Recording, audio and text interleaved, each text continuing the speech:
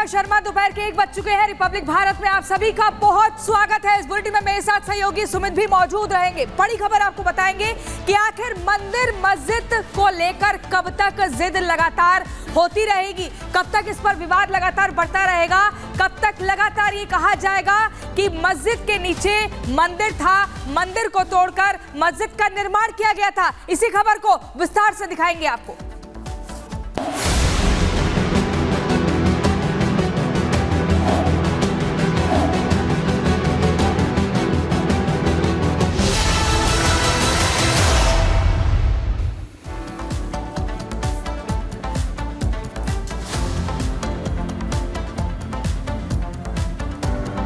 तो देखिए, इसी साल की अगर बात करें, जब अयोध्या का राम मंदिर विवाद सुलझा था तो ये लगा था कि जो मंदिर मस्जिद का विवाद है अब वो पूरी तरह से सुलझ चुका है, लेकिन ऐसा नहीं हुआ। आपको बता दें, विवाद लगातार बढ़ता ही जा रहा है। कैसे?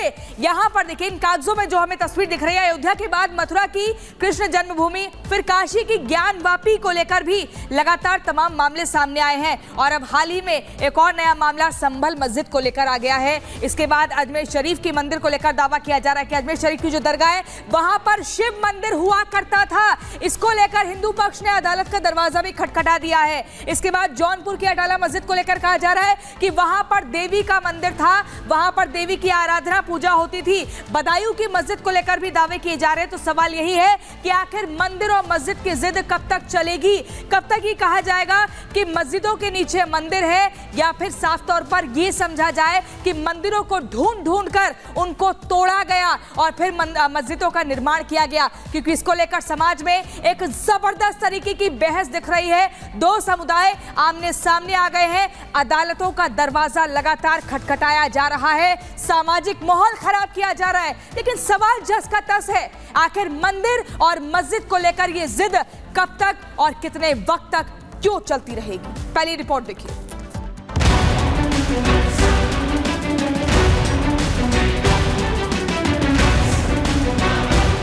अयोध्या में भव्य राम मंदिर बन गया, लेकिन मंदिर मस्जिद का विवाद खत्म नहीं हो रहा है। हिंदू पक्ष हुंकार भर रहा है कि काशी में बाबा विश्वनाथ के मंदिर को तोड़कर जो मस्जिद बनाई गई है, मुस्लिम पक्ष उसे हिंदू पक्ष को लौटा दे। विवाद मथुरा की श्री कृष्ण जन्मभूमि पर भी है, जिस पर हिंदू पक्ष दावा कर रहा है कि श्री कृष्ण जन्मभूमि की जमीन पर ईदगाह परिसर और मस्जिद बनी है। तो अब संभल, अजमेर, बदायूं और जौनपुर की मस्जिदों में भी हिंदू पक्ष ने मंदिर होने का सबूतों के साथ दावा कर दिया है। हिंदू पक्ष दावा कर रहा है कि उन्हें उनके मंदिर लौटाए जाएं। कैसे कुछ लोग बैठ के डिसाइड कर सकते हैं कि राम मंदिर के अलावा और कोई केसेस नहीं चलेंगे, और इस तरह का अगर इंटरप्रिटेशन है प्लेसेस ऑफ वर्शिप एक्ट का तो असंवैधानिक। वहीं मंदिर मस्जिद पर विवाद जारी है तो तनाव भी दिख रहा है। बीते दिनों संभल में सर्वे के दौरान जैसा बवाल हुआ वो हम सब ने देखा, लेकिन मंदिर मस्जिद की इस लड़ाई के बीच सवाल भी कई हैं। सवाल है कि क्या मंदिर मस्जिद वाली जिद सही है? क्या ऐसे दावों से सौहार्द नहीं बिगड़ेगा? क्या ऐसे मामलों को ऐतिहासिक प्रमाणों के आधार पर नहीं सुलझाया जाना चाहिए? और सबसे बड़ा सवाल है कि अगर हिंदू पक्ष अदालतों के जरिए कानूनी लड़ाई लड़ रहा है तो उससे दिक्कत क्या है? मंदिर मस्जिदों के विवादों ने भारतीय समाज में नई बहस छेड़ दी है, लेकिन सवाल यही बना हुआ है कि ऐसे मामलों का अंत कब और आखिर कैसे होगा। Bureau report, Republic Bharat. तो आखिर कब तक ये जो विवाद है ये बढ़ता रहेगा? कब तक अलग अलग जगहों से ये तस्वीर जो है वो सामने आती रहेगी?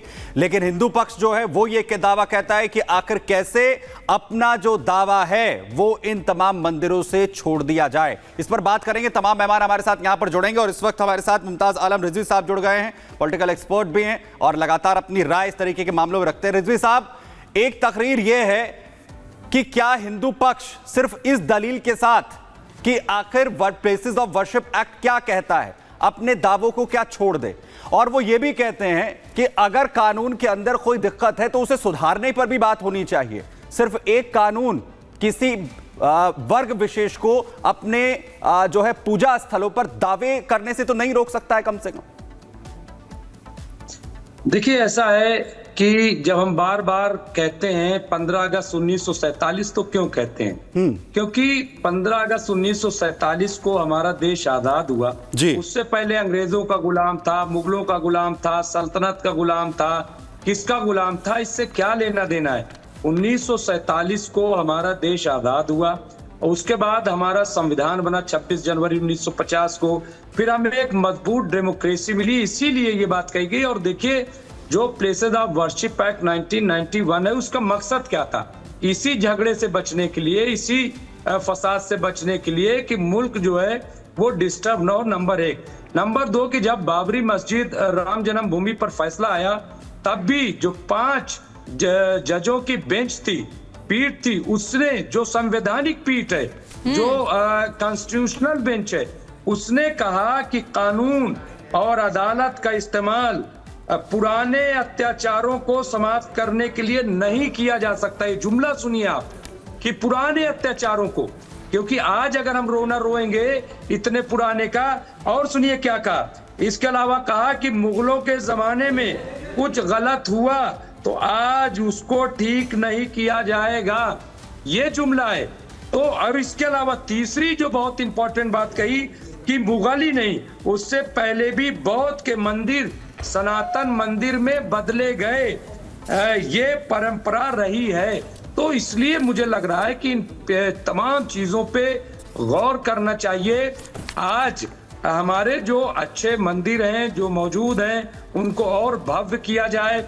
और अगर मैं बार बार कहता हूं कि अगर वहां पे मस्जिद भी है मेरे भाई, तो मुसलमान भी तो इस देश का हिस्सा है। मुसलमान, अगर मुसलमान यहाँ पे 15, 16, 17% है, तो उसी तरीके से उनकी इबादत गाहें भी रहने दो। आप खूब फलो फूलो, खूब आप जो है मंदिर को भव्य बनाओ, कोई एतराज मुसलमानों का नहीं है, न कभी था न कभी होगा। इसलिए पुरानी बातों को उखाड़ना, खोदना, ये ठीक नहीं है देश के लिए। और देखिए, अयोध्या की पहचान में बार बार कहता रहा, अयोध्या ठीक है मुमताज आलम रिजवी जी, आप महत्वपूर्ण बातों का जिक्र कर रहे हैं, लेकिन उसका काउंटर भी करेंगे। पहले हमारे साथ हरिशंकर जैन जी जुड़ गए हैं। सर, आपका बहुत बहुत स्वागत है। जिस तरह से बार बार ये कहा जा रहा है कि इतिहास में जो कुछ हुआ उसको आप क्यों कुरेद रहे हैं, लेकिन देखना तो पड़ेगा ना, क्योंकि हिंदू पक्ष उन्हीं की किताबों का जिक्र भी कर रहा है। अगर आप वर्शिप एक्ट की बात कर रहे हैं तो उसमें भी आर्टिकल इजाजत देता है, खुद कोर्ट की टिप्पणी है कि आप बताइए, अगर सबूत है तो आप पेश करिए। लेकिन अगर हम हरिशंकर जैन जी ये जिक्र करें, पहली याचिका जो हिंदू पक्ष की तरफ से रखी गई थी, बाबरनामा किताब थी, उसमें कहा गया कि 1526 में जुलाई में संभल में आया था बाबर। हिंदू बेग कोचिन ने संभल के एक हिंदू मंदिर को बाबर के आदेश पर मंदिर में बदल दिया था। ये सबूत